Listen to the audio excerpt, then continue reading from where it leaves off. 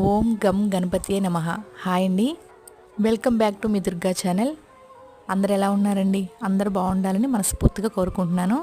అయితే మన మచిలీపట్నంలో 3 స్తంభాల సెంటర్ బైపాస్ రోడ్ అండి, శ్రీ సిద్ధి బుద్ధి విజయ గణపతి దేవస్థానం అనేది ఉంది.